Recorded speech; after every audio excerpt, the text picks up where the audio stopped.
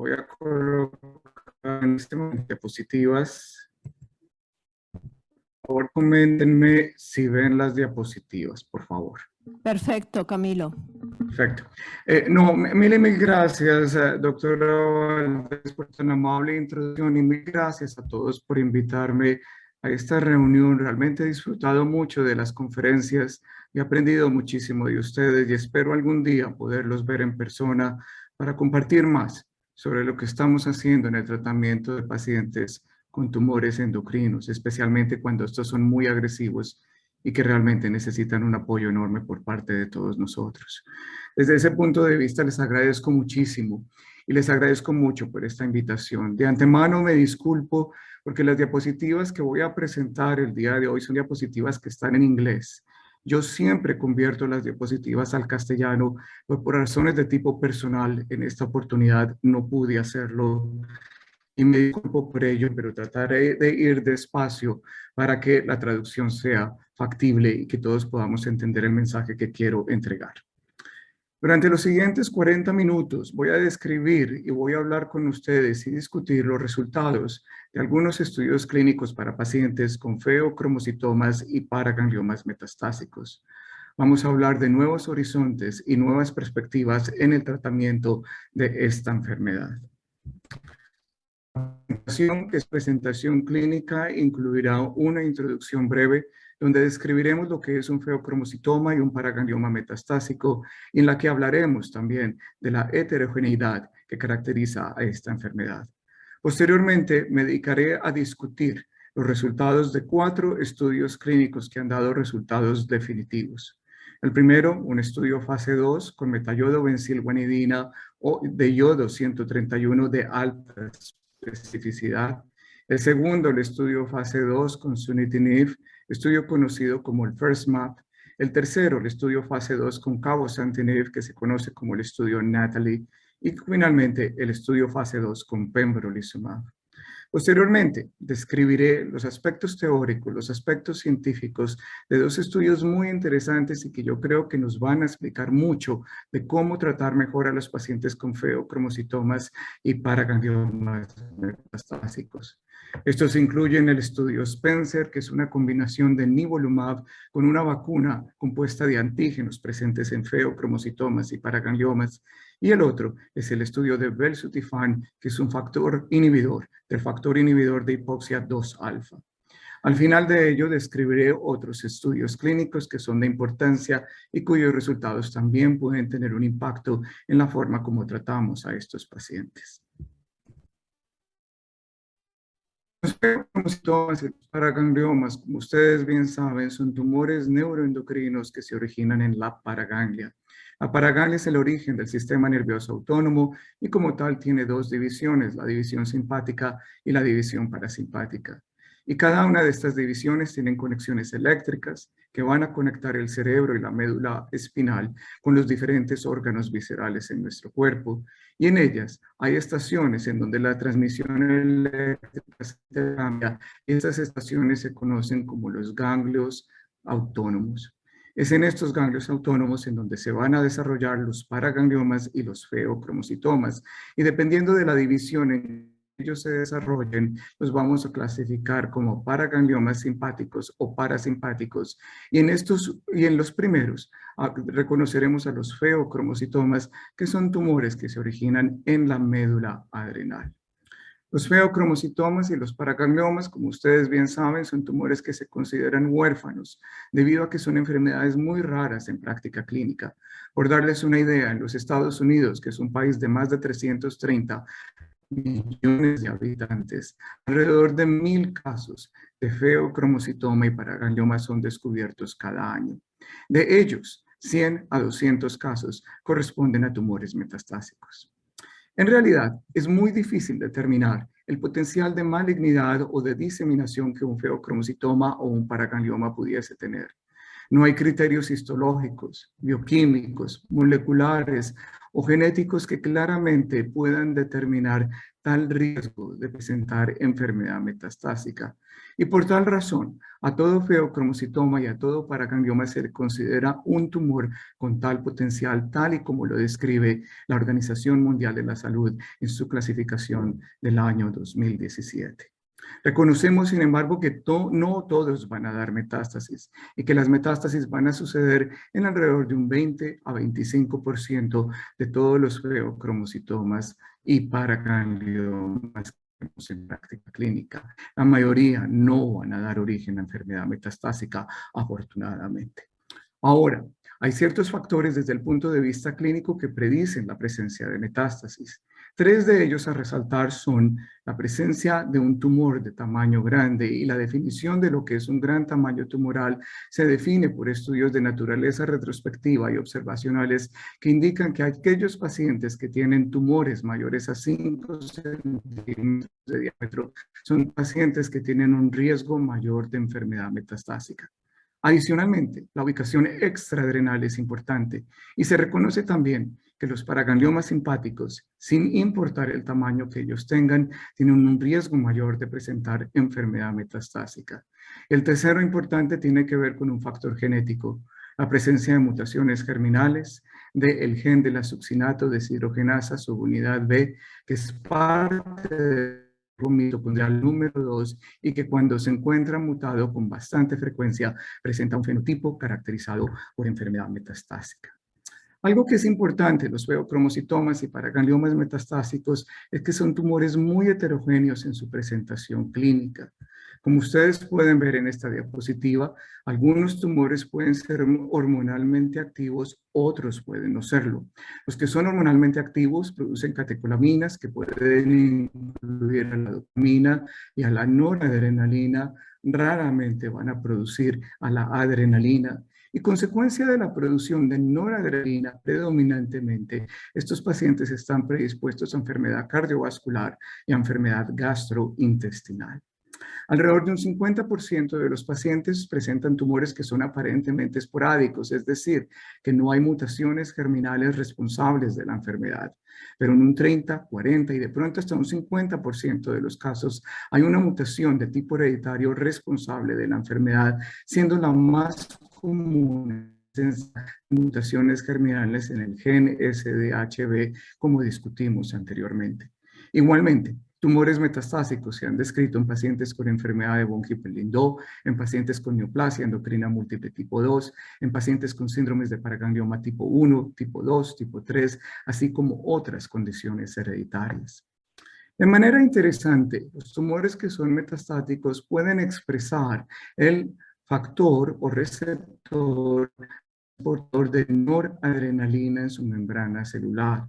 Esto sucede en un 60 a 70% de los casos y por lo tanto a estos tumores se les considera sensibles o ávidos para la metayodo-benzilguanidina. Y también, de manera muy interesante, más del 90% de estos tumores van a expresar el receptor de somatostatina en la membrana celular, haciéndolos o presentándoles como tumores que son positivos en la prueba de PET con dotatate. Son metastásicos. Las metástasis principalmente suceden en el tejido óseo, tejido esquelético. De por sí, que en un 72% de los pacientes que tienen metástasis, estas se encuentran presentes en el tejido óseo y en un 20% de los pacientes, las metástasis pueden ser exclusivamente presentes en el tejido óseo. Esto los pone de manera similar a otros tumores que les gusta diseminarse al tejido óseo, como son el cáncer de seno, el cáncer de próstata y el cáncer renal, desde el punto de vista de incidencia de metástasis óseas. El segundo sitio de enfermedad metastásica son los ganglios linfáticos, tanto locales como regionales, lo que se ve en un 60% de los casos, y a ellos les sigue el hígado y los pulmones. Y de manera interesante, las metástasis de estos pacientes pueden ser sincrónicas o metacrónicas. En un 50% son sincrónicas, es decir, se descubren en el momento en que se diagnostica el tumor primario, y en un 50% de ellos las metástasis se presentan más de 6 meses después de que el tumor primario ha sido descubierto. En realidad, en algunos pacientes las metástasis pueden ser descubiertas años o incluso décadas después del descubrimiento del tumor primario. Ahora, todo ello nos habla de la heterogeneidad de lo que es la enfermedad y esto se demuestra también en las curvas de sobrevida que nosotros vemos en pacientes con enfermedad metastásica comparativamente con pacientes sin enfermedad metastásica. En esta diapositiva ustedes van a encontrar pacientes con enfermedad metastásica descrita por la curva de color blanca y aquellos con pacientes sin enfermedad metastásica en amarillo. Y lo que ustedes pueden ver claramente es que desde el principio que se originan estas curvas, las curvas comienzan a diferenciarse y hay una diferencia significativa en sobrevida en ambos grupos, hasta el punto que solo un 60% de los pacientes con enfermedad están vivos al cabo de 5 años a partir del momento del diagnóstico, en tanto que más del 95% de los pacientes sin enfermedad metastásica se encontrarán vivos después de 5 años del diagnóstico del tumor primario. Algo que también es interesante cuando ustedes miran a la curva blanca es la heterogeneidad en el comportamiento de la enfermedad a través del tiempo. Hay un grupo de pacientes que no es común, en donde los tumores se comportan de una forma muy agresiva, creciendo rápidamente, desarrollándose muy rápidamente con nuevas lesiones y dando origen a una morbilidad importante con tasas de sobrevida que son muy cortas. Estos pacientes pueden fallecer en cuestión de unos meses a partir del momento de su descubrimiento y con frecuencia no responden a terapéutica sistémica. Por el contrario, podemos encontrar en la porción inferior de la diapositiva y en esta curva pacientes en donde la enfermedad tiene un crecimiento que es muy lento o que pese a ser metastásica, simplemente no crece más. Y son pacientes que muchas veces son asintomáticos, con un tumor indolente y que sin tratamiento alguno pueden llegar a alcanzar curvas de sobrevida iguales a la de la población general no afectada por feocromocitomas y paragangliomas. Estos son casos afortunados, pero tampoco son la mayoría de los que vemos en práctica clínica. La mayoría de los pacientes que vemos práctica clínica están en una posición intermedia, son pacientes en donde el tumor, como tumor neuroendocrino, crece con el tiempo, pero su crecimiento es relativamente lento, aunque en algún momento predispondrá a complicaciones bien por el crecimiento tumoral, la ubicación tumoral y la producción hormonal en aquellos casos donde las hormonas se produzcan y esto lleva a morbilidad y mortalidad incrementada en los pacientes con feocromocitoma y paraganglioma. Ahora bien, es una enfermedad huérfana y por lo tanto el descubrir de terapéuticas importantes para la misma es muy, muy complicado. Y ustedes vieron en la charla anterior la información sobre el cáncer adrenocortical y vieron cómo los estudios se han desarrollado pues bien en feocromocitoma y paraganglioma metastásico. Es aún más difícil gracias a que la enfermedad como la anterior es rara, pero esta tal vez es más rara en práctica clínica y difícil de caracterizar. Uno de los tratamientos más importantes desarrollados históricamente es lo que nosotros conocemos como la metayodo, benzilguanidina, marcada con yodo radioactivo 131. Esta medicación fue descubierta por primera vez en 1979 por el Dr. Whelan y sus colaboradores en la Universidad de Michigan. Es una molécula muy interesante, pequeña, que funciona o que se caracteriza molecularmente como un análogo de la noradrenalina o norepinefrina, y ella presenta un yodo ubicado en la posición meta. Gracias a este yodo en la posición meta, la molécula es bastante estable y altamente resistente al metabolismo en vivo, hasta el punto que un 90% de la molécula va a ser eliminada intacta en orina, con un 40-50% de tal eliminación sucediendo en un periodo mayor a 24 horas. Como sustrato del transportador de noradrenalina, la metayodobencilguanidina puede ingresar a las células tumorales de aquellos tumores que son ávidos por esta molécula, es decir, que expresan el transportador de noradrenalina, lo que como vimos anteriormente se da en un 60-70% de los casos, y como contenedor de un átomo de yodo puede ser marcado con radioactividad y de pronto liberar radioactividad con efectos letales sobre la transcripción y transformación celular, así como los procesos de senescencia en pacientes que tienen feocromocitomas y paragangliomas metastásicos. La metayodobensilguanidina actualmente se clasifica en dos tipos diferentes de moléculas. Tenemos lo que llamamos la metayodobensilguanidina de baja especificidad. Esta fue la que fue descrita en 1979 y que posteriormente se introdujo como un tratamiento potencial para pacientes con feocromocitoma y paraganglioma metastásico en 1983. Y esa es la que se tiene acceso en muchos de los países en el mundo entero. Y la otra es la de alta especificidad. La de baja especificidad en esta tabla está presente en la columna del lado derecho, la de alta especificidad está en la columna central. La de alta especificidad en este momento solo está disponible en los Estados Unidos y es una medicación que en el año 2018 fue aprobada por la FDA para el tratamiento de feocromocitoma y paraganglioma metastásico y es actualmente la única medicación aprobada en los Estados Unidos para el tratamiento de esta enfermedad.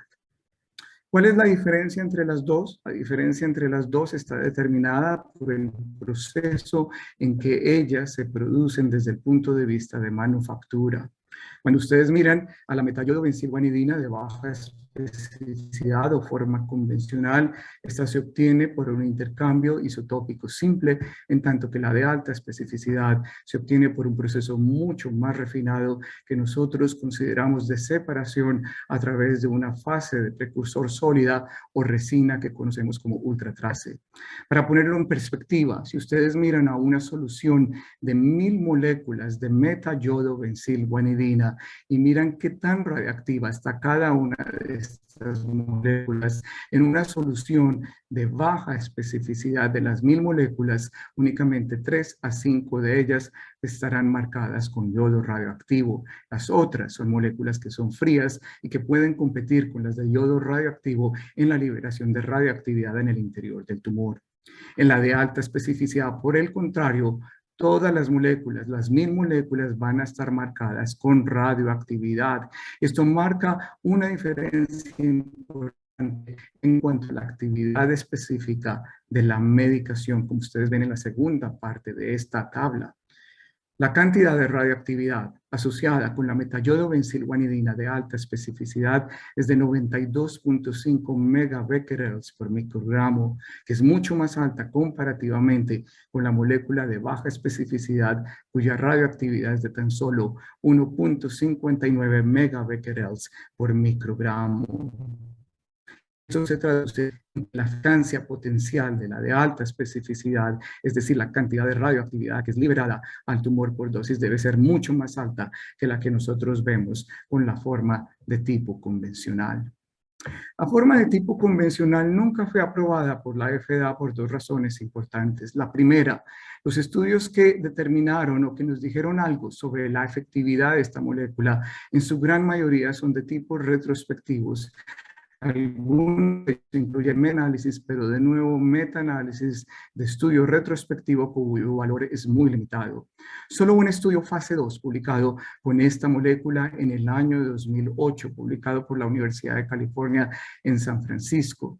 En este estudio, los investigadores decidieron proveer a pacientes con feocromocitomas y paragangliomas metastásicos con dosis muy altas, dosis muy elevadas de metayodobensilguanidina de aproximadamente 800 milicurios por dosis.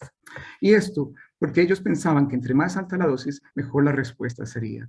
Sin embargo, aunque sin lugar a dudas algunos pacientes mostraron respuestas benéficas, hubo una toxicidad impresionante caracterizada por una insuficiencia de la médula ósea permanente, la necesidad de trasplante de médula ósea, el desarrollo temprano de displasias medulares óseas y leucemias mieloides agudas, la presencia complicaciones pulmonares, principalmente neumonitis y síndrome de dificultad respiratoria del adulto y crisis de catecolaminas en 10% de los pacientes inmediatamente o después de la infusión o durante la infusión de la metayodobensilguanidina de baja especificidad.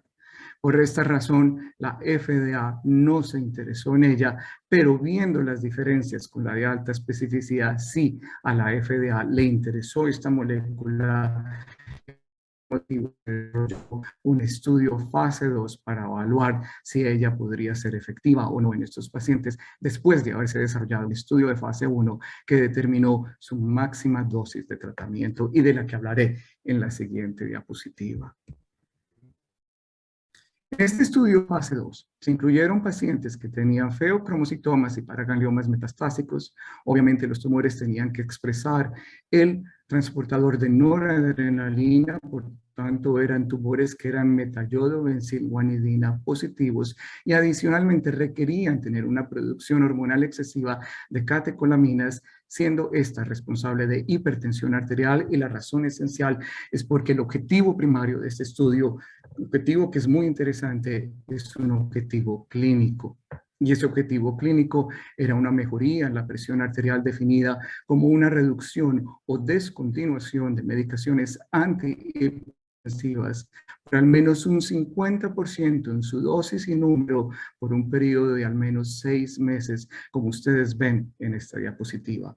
La FDA tenía un interés muy grande en un objetivo primario de tipo clínico, teniendo en cuenta que esta es una enfermedad de carácter hormonal. Un objetivo secundario muy importante fue la respuesta objetiva tumoral, que en ese momento, en el año 2009-2010, fue definida como respuestas por RECIST 1.0. En la actualidad utilizamos el RECIST 1.1, pero en esa época era el que nosotros teníamos.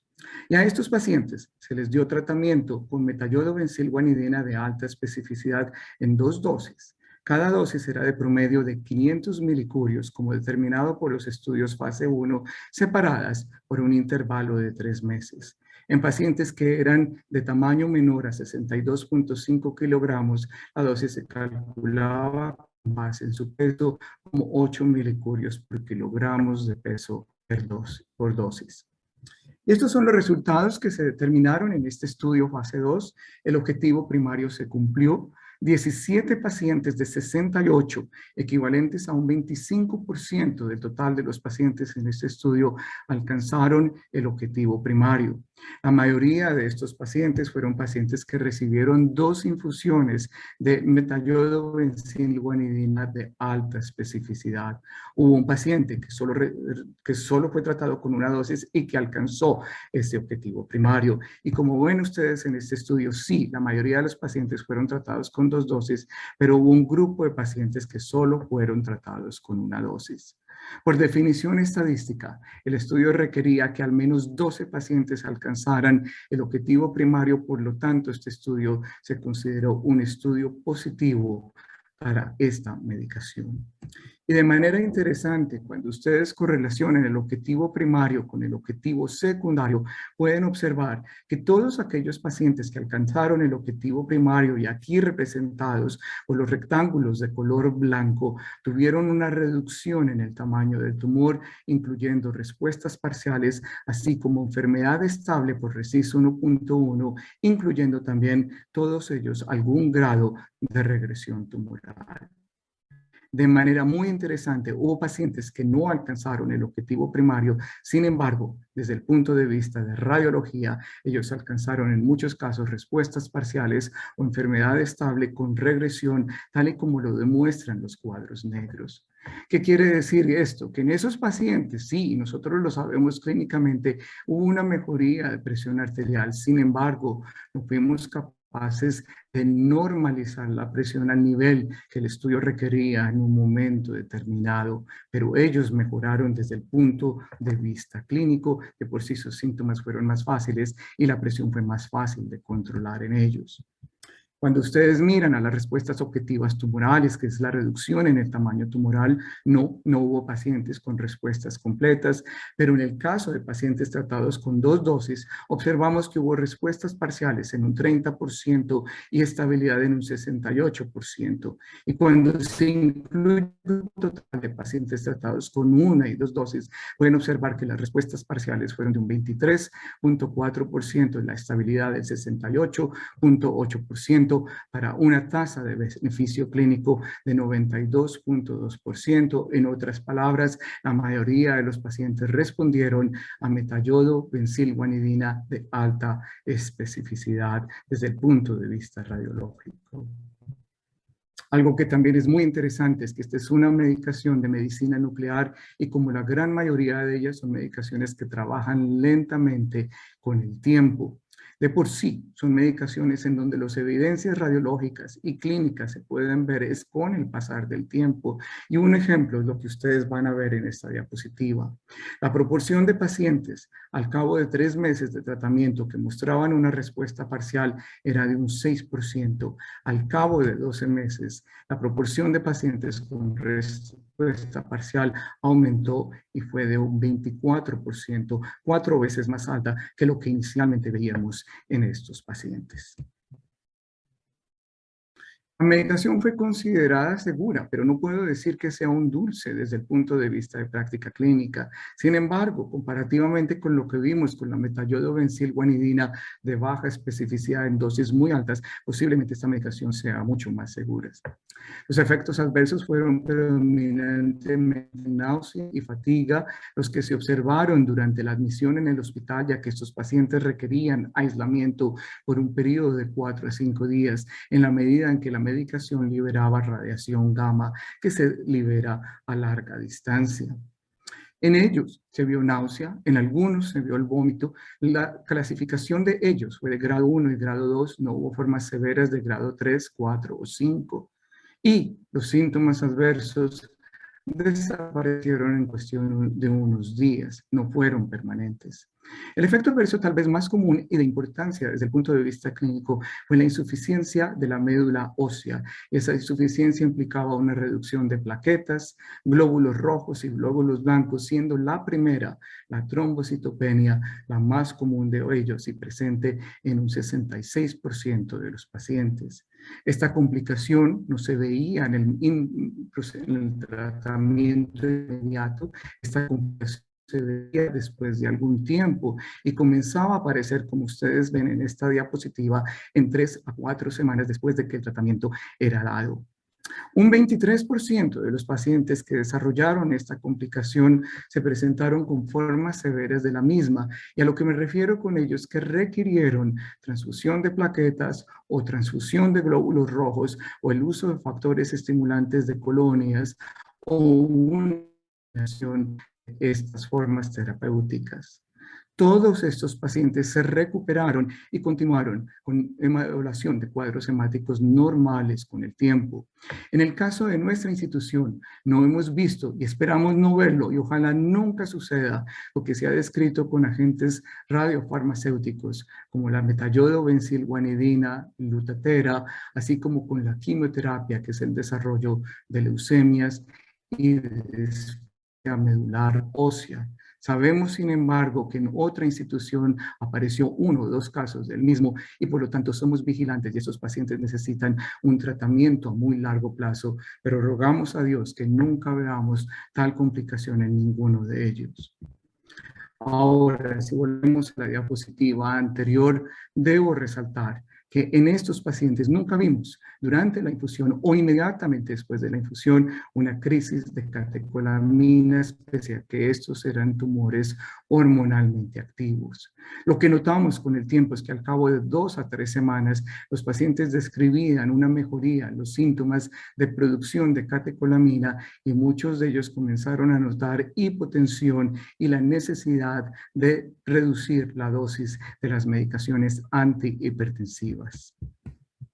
Más información viene de este estudio, esto no está publicado todavía, les voy a mostrar solo 2 diapositivas, pero la información es mucho más grande que esta. Este estudio está en el momento actual siendo evaluado para publicación por una revista importante y cuando ustedes miran a las respuestas bioquímicas, aquellos pacientes que fueron tratados con 2 dosis de metayodobenzilguanidina de alta especificidad del lado izquierdo alcanzaron respuestas completas, la mayoría parciales y algunos con respuestas estables desde el punto de vista bioquímico en medición de normetanefrinas plasmáticas como determinado por la evaluación de la Organización Mundial de la Salud para estudios biomoleculares. No hubo evidencia de progresión en estos pacientes. Y cuando miran todos los pacientes, incluyendo aquellos tratados con una sola dosis, sí, nuevamente la mayoría tenían bien respuestas parciales, algunas respuestas completas o estabilidad con reducción en los niveles bioquímicos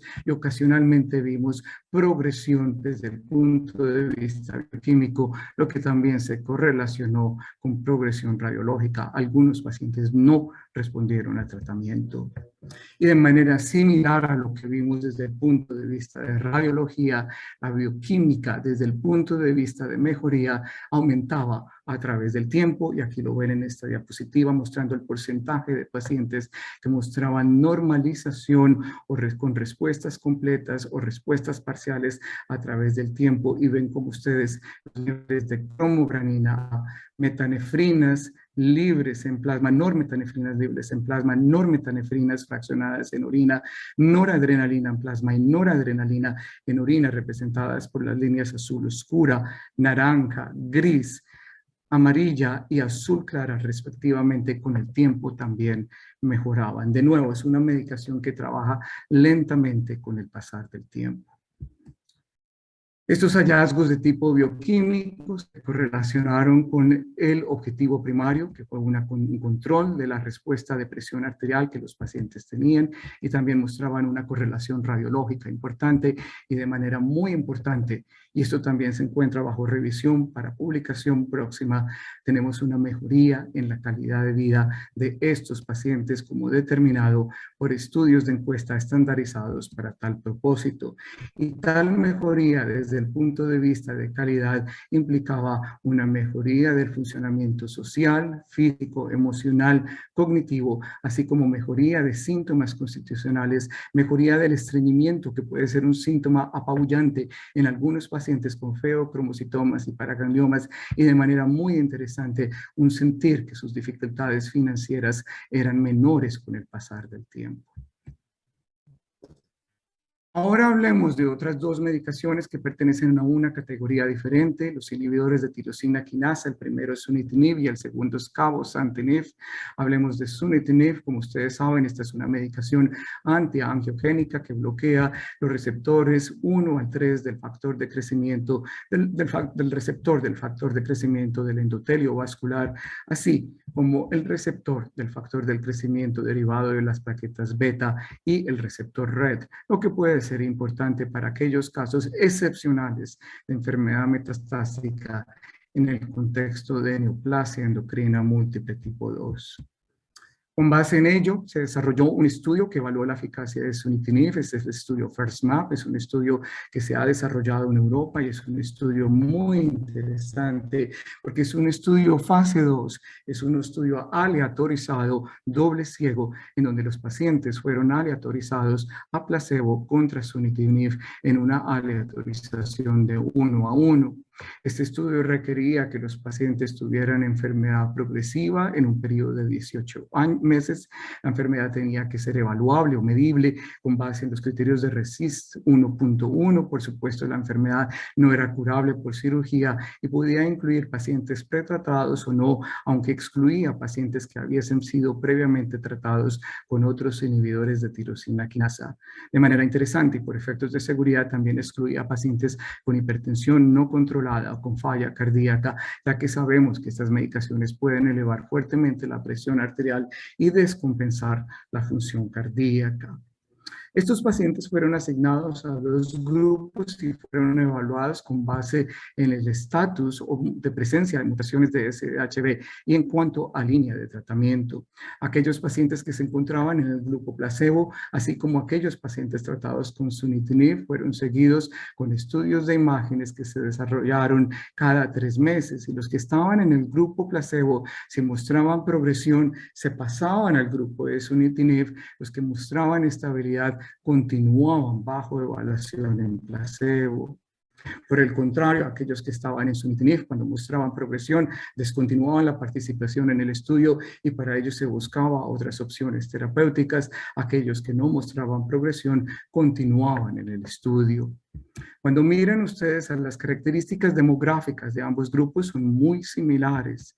Y de manera interesante, este es un estudio positivo que demuestra que hay una mejoría en lo que es el periodo libre de progresión de enfermedad, que era el objetivo primario de este estudio por definición.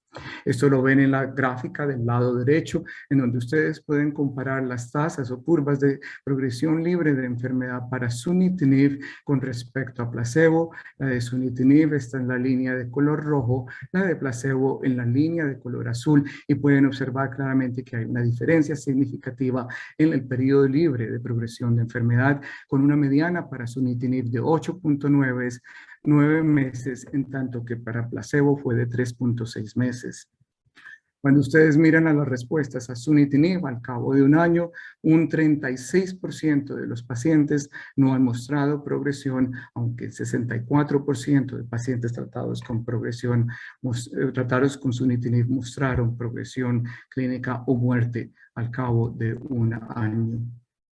Cuando ven ustedes las respuestas radiológicas, la mayoría de los pacientes mostraron bien estabilización de enfermedad con algún grado de regresión o respuestas parciales. La respuesta objetiva fue de un 31% y esto fue sin importar el tipo o presencia de mutaciones en el gen SDHB. O sea, la mutación trabaja en tumores esporádicos, así como en tumores mutados para SDHB.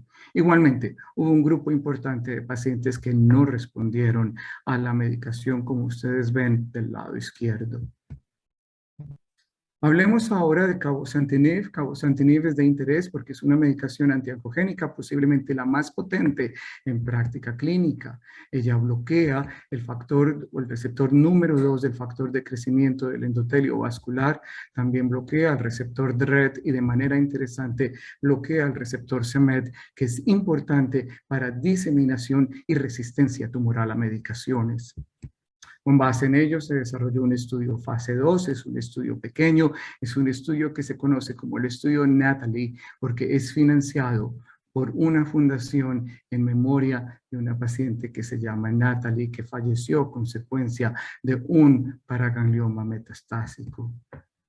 Este estudio tiene como objetivo primario la evaluación de la tasa de respuesta objetiva tumoral con base en RECIST 1.1 y tiene varios objetivos secundarios, incluyendo sobrevida, periodo libre de progresión, control de presión arterial y toxicidad, así como calidad de vida y correlaciones con la expresión de mutaciones de c-MET, así como amplificación de c-MET.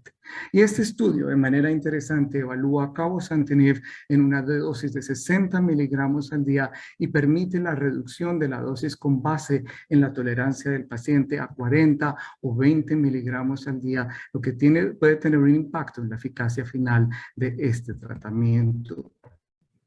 El estudio solo incluye 17 pacientes, como les dije, es un estudio muy pequeño, una tercera parte de ellos tenían paraganglioma, síndrome de paraganglioma tipo 4, alrededor de 2/3 partes de ellos tenían tumores hormonalmente activos y varios de ellos habían sido previamente tratados con cirugía, quimioterapia y un paciente con metayodo benzilguanidina. Y estas son las respuestas en relación con el objetivo primario, como ustedes pueden ver acá. En azul hay pacientes con respuestas parciales, en rojo pacientes con enfermedad estable y en amarillo un paciente con enfermedad progresiva. Aquellos pacientes con enfermedad estable, todos mostraron algún grado de regresión, muchos de ellos casi alcanzan las respuestas parciales y en total podemos decir que la respuesta objetiva fue del 40% y la respuesta de beneficio clínico de un 94%. Cuando ustedes miran el periodo libre de progresión, este es de 16 meses, lo que es impresionante. Antes del estudio, el periodo libre de progresión era de tan solo 5 meses. Y de manera interesante, yo creo que al momento en que publiquemos el estudio, ese periodo libre de progresión puede aumentar en 1 o 2 meses, en la medida que un 15% de los pacientes continúan siendo tratados por un periodo mayor a 4 años. Cuando se hizo el análisis de Oncomine, un análisis que trató de evaluar correlaciones con presencia de mutaciones de c-MET o amplificación de la vía metabólica del c-MET, dadas las respuestas impresionantes desde el punto de vista radiológico, no encontramos una correlación. Ninguno de estos pacientes tenían mutaciones de c-MET, ninguno de estos pacientes tenían amplificación de la vía metabólica, lo que sencillamente sugiere que la acción de cabozantinib tiene que ver esencialmente con sus acciones antiangiogénicas, como sucede con otras enfermedades. Cuando ven ustedes a los efectos adversos, de manera interesante, la mayoría de ellos fueron constitucionales, grado 1 y grado 2. Hubo pacientes con hipertensión arterial, pero nunca la hipertensión arterial llegó a ser de un grado 3. Hubo un paciente con una elevación de enzimas pancreáticas asintomáticas que requirió la suspensión de la medicación por unos pocos días. Con posterior normalización, el paciente continuó con una dosis más baja, y hubo un paciente que desarrolló una fístula rectal, pero no hubo efectos adversos grado 4 o 5 asociados con la misma. 3 pacientes han sido tratados por un periodo de tiempo largo con la dosis máxima de 60 miligramos y han tolerado muy bien la medicación. Cambiemos ahora a otro tipo de estudio clínico. Hablemos del sistema inmune y el reconocimiento del sistema inmune de los feocromocitomas y los paragangliomas. Como ustedes bien saben, estos tumores en su mayoría se caracterizan por un ambiente de hipoxia y pseudohipoxia que puede traducirse en la inactivación de linfocitos T celulares citotóxicos, la activación de monocitos inmunosupresores, un aumento de adenosina y un aumento en la expresión del PDL1 en los tumores que el paciente presenta, y la consecuencia de ello es el evitamiento del reconocimiento de estos tumores por parte del sistema inmune. Una medicación que ha sido evaluada en este sentido es pembrolizumab. Como ustedes bien saben, esta es una medicación interesante, aprobada para el tratamiento de muchas formas de cáncer. En este estudio el objetivo era evaluar la tasa de no progresión al cabo de 27 semanas o 9 ciclos de pembrolizumab, teniendo en cuenta que ya debería ser superior al 20% con base en los criterios de RECIST 1.1. Había otros objetivos secundarios similares a los de otros estudios clínicos, aunque en este se trataba de establecer también si había alguna correlación entre la expresión de PDL1 y la presencia de células inflamatorias mononucleares infiltrativas del tumor con las respuestas clínicas de estos pacientes. El estudio es muy pequeño, solo incluyó 11 pacientes, la mayoría de ellos fueron hombres, como es de esperar. Una tercera parte de ellos fueron pacientes con mutaciones genéticas, la mayoría paraganglioma tipo 4, muchos pacientes lo que tenían eran formas esporádicas de enfermedad y todos tenían un estado funcional aceptable. Y estos son los resultados. En este estudio, 4 de los 11 pacientes alcanzaron el objetivo primario, por lo tanto, el estudio se consideró positivo. Sin embargo, yo me detengo aquí siempre un poco porque yo no estoy tan seguro de qué tan efectiva fue la medicación en 2 de estos 4 pacientes. El primer paciente es un paciente que tenía enfermedad progresiva y en ella se estabilizó la enfermedad por un periodo de 2 años. Al cabo de 2 años, al finalizar del estudio, este paciente mostró progresión. De pronto, ella se benefició de la medicación. El segundo paciente es un paciente que muestra una reducción en el tamaño tumoral sustancial y que veremos más adelante. Este paciente continúa respondiendo a la medicación. El paciente número 3 y el paciente número 4 son pacientes en donde la enfermedad se consideraba estable. Sin embargo, el cuarto paciente, aunque la enfermedad estaba estable, desde el punto de vista clínico, el bioquímico mostraba progresión y se sentía mal. A este paciente lo descontinuamos del estudio clínico y yo no estoy tan seguro si era un paciente que estaba respondiendo o no a pembrolizumab. El paciente número 3 es un paciente que, aunque presentaba enfermedad estable por RECIST, en realidad con el tiempo iba aumentando en el tamaño tumoral y, como ustedes bien saben, muchos de estos tumores pueden presentar una progresión muy lenta a través del tiempo, pero que en últimas se traduce en progresión.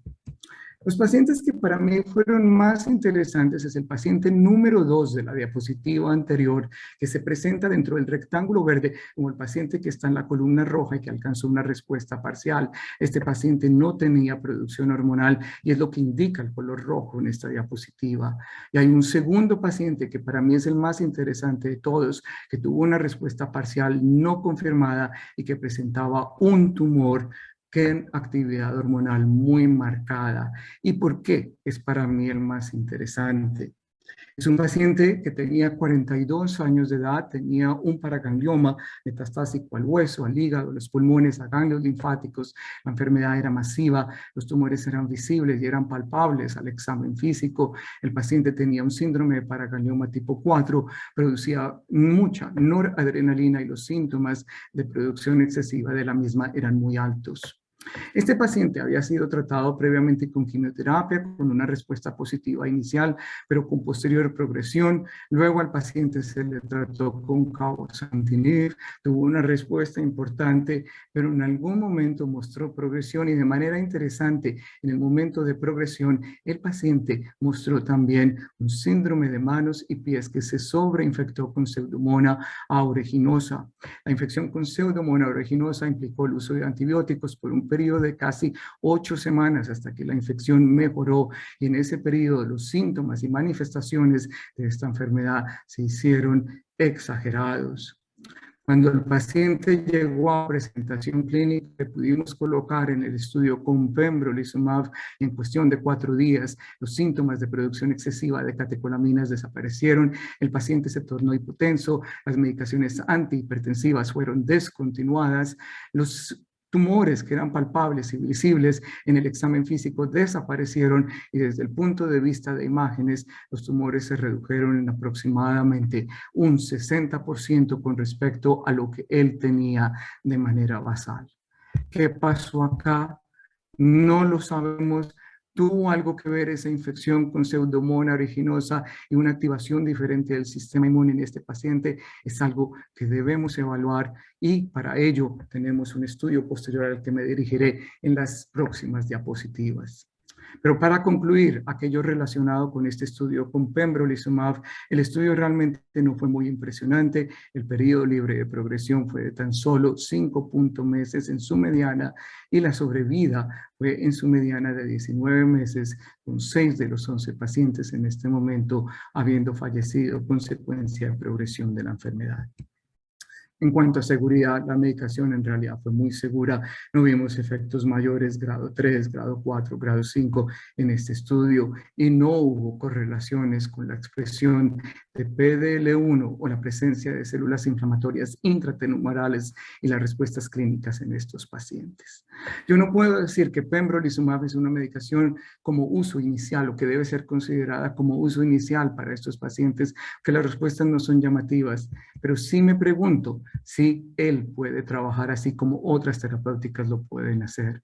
Yo creo que sí, que la medicación puede trabajar, pero hay que buscar los mecanismos responsables que permitan que ella sea efectiva, y desde ese punto de vista resulta interesante el estudio Spencer, que es un estudio que combina nivolumab con una vacuna que ha sido generada gracias a información que hemos obtenido de la flora gastrointestinal.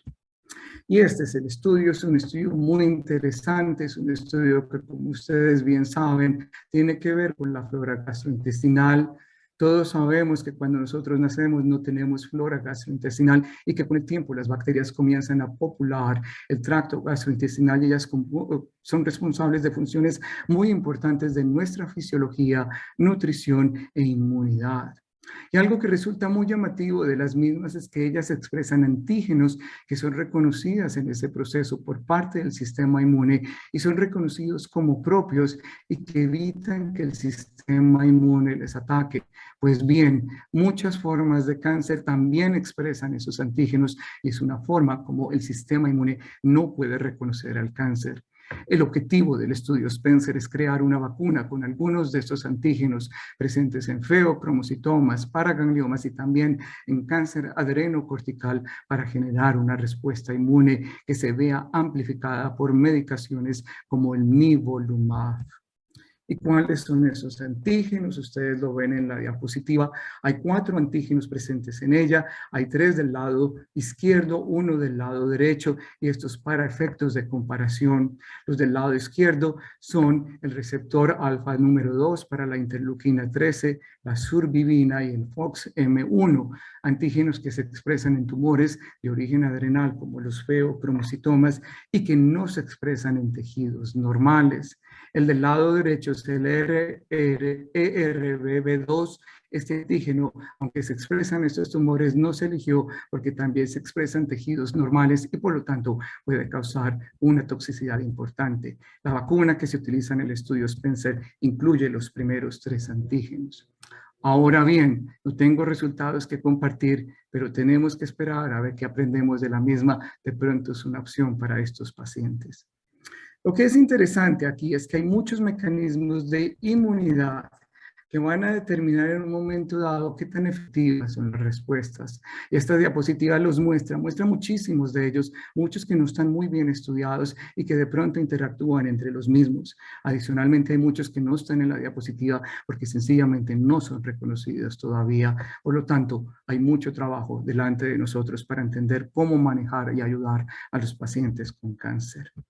Otro estudio que quiero mencionar, y este es el último de los grandes que voy a mencionar por ahora, es un estudio fase 2 con belzutifan, y para ganglioma metastásico. Esta medicación es un inhibidor del factor inducible de hipoxia número 2 alfa, que es responsable, que es el corazón posiblemente de los tumores metastásicos asociados con el clúster número 1 o el grupo número 1 de feocromocitomas y paragangliomas, que es donde incluimos a los pacientes con mutaciones del complejo mitocondrial número 2, como el síndrome de paraganglioma tipo 4, así como muchos tumores aparentemente esporádicos. Esta molécula es responsable de la proliferación, sobrevida, el desarrollo de metástasis y angiogénesis en muchos de estos tumores y como tal es un estudio muy interesante en práctica clínica cuyo objetivo primario es de nuevo una reducción en el tamaño tumoral como determinado por RECIST. En él quiero enfatizar que es una medicación que se ofrece a pacientes que no presentan hipoxia. Deben tener una saturación de oxígeno mayor al 92% en condiciones basales y deben tener unos niveles de glóbulos rojos aceptables y ello se define por el hecho que esta medicación causa anemia y puede causar hipoxia. La gente se asusta al respecto y les puedo decir no hay que asustarse. La anemia puede indicar que la medicación está trabajando y es corregible con eritropoyetina recombinante. En el caso de la hipoxia es algo que se puede corregir con ejercicio de manera muy interesante. Este estudio es un estudio internacional que incluye 46 sitios localizados en 12 países. España es uno de los países, Estados Unidos otro país. No puedo compartir ninguno de los resultados, no me es permitido en este momento hacerlo. Lo único que les puedo decir es que me gusta bastante. Hay otros estudios que son importantes, y esta es la última diapositiva de esta presentación. Hay estudios con temozolomida, con olaparib, interesantes para pacientes con feocromocitoma y para ganglioma metastásico. El objetivo primario es el periodo libre de progresión de enfermedad. Hay un estudio con lanreotid o lampara que evalúa la tasa de crecimiento tumoral. Hay un estudio importante en los Institutos Nacionales de Salud con luticio dotatate o lutatera, evaluando el periodo libre de progresión. Este estudio es para mí muy importante porque hay mucha información sobre esta medicación, pero la información proviene esencialmente de estudios retrospectivos o prospectivos muy limitados, de tal manera que necesitamos este estudio para realmente entender qué hace esta medicación y cómo beneficia a los pacientes con feocromocitoma y paraganglioma metastásico. Y de manera similar a sunitinib y cabozantinib, hay 2 estudios, uno con axitinib y otro con lenvatinib, evaluando las respuestas en estos pacientes. De esta forma, entonces les presento una última diapositiva en donde comento cómo evaluamos a los pacientes con feocromocitoma y paraganglioma metastásico en los Estados Unidos en este momento. La diapositiva enfatiza la importancia de tener estudios clínicos, ya que son opciones terapéuticas para estos pacientes. Como ustedes ven, a los pacientes a los que se les diagnostica, se les evalúa inicialmente con estudios bioquímicos como las metanefrinas plasmáticas o la medición detección de metanefrinas fraccionadas en orina en 24 horas y al mismo tiempo se les evalúa con estudios de imágenes convencionales como la tomografía axial computarizada o la resonancia magnética nuclear que debe incluir el cuello, el tórax, el abdomen y la pelvis. A ellos se le agregan estudios funcionales muy sensibles como el PET con glucosa o el PET con dotatate o no tan sensibles pero útiles en determinar el tratamiento como la betayodo, benzilguanidina.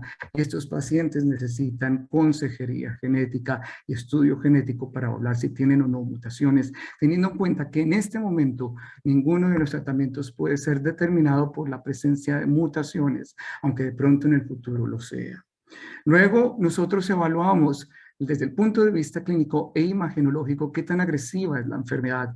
Y del lado derecho, para aquellos pacientes que son asintomáticos con mínima o no progresión o con enfermedad indolente, en ellos se puede considerar la remoción del tumor primario si está presente, y algo importante es simplemente observarles en la medida que muchos de ellos pueden presentar una sobrevida adecuada y una excelente calidad de vida sin tener que sometidos a toxicidad por medicaciones que en la actualidad en la mayoría de los casos no son capaces de curar. Del lado izquierdo vemos lo opuesto, como hablábamos al principio, pacientes con manifestaciones muy agresivas y rápida progresión. En ellos, la quimioterapia con ciclofosfamida, vincristina y dacarbazina sin lugar a dudas está indicada, teniendo en cuenta que una tercera parte de esos pacientes responderán, la mayoría no lo harán, pero la única forma de saber si ellos responden o no es tratando y viendo a ver qué pasa. La temozolomida puede ser una opción, aunque yo prefiero la quimioterapia con CBD, el uso de inhibidores de tirosina quinasa. Ellos pueden actuar rápidamente y ensayos clínicos con inhibidores de tirosina quinasa, temozolomida o belzutifan pueden tener un valor importante en este grupo de pacientes. Como ustedes bien saben, la mayoría de los pacientes tienen enfermedad lenta pero progresiva con el tiempo. En ellos se puede considerar la remoción del tumor primario. No hemos hablado de cirugía y si quieren lo hacemos más adelante, pero esto puede ayudar o favorecer el tratamiento del paciente en la medida en que reduce los síntomas que el paciente presenta, puede favorecer el tratamiento con radiofármacos y otras modalidades terapéuticas y puede mejorar la sobrevida de ellos. En pacientes que son positivos para la captación de metayodo-benzilguanidina en los Estados Unidos, porque la metayodo-benzilguanidina de alta especificidad está aprobada, la consideramos como primera opción. En aquellos que son negativos o que tienen tumores mixtos, de nuevo, los estudios clínicos se convierten en una opción importante para el tratamiento de la enfermedad. Para mí, lo más importante en este momento es que pacientes con esta enfermedad huérfana tienen ahora nuevas perspectivas, nuevos horizontes, como mencionamos en la primera diapositiva. Y así finalizo esta presentación clínica desde la Universidad de Texas, MD Anderson Cancer Center en Houston, siempre a su servicio. Y mil gracias por tan amable invitación.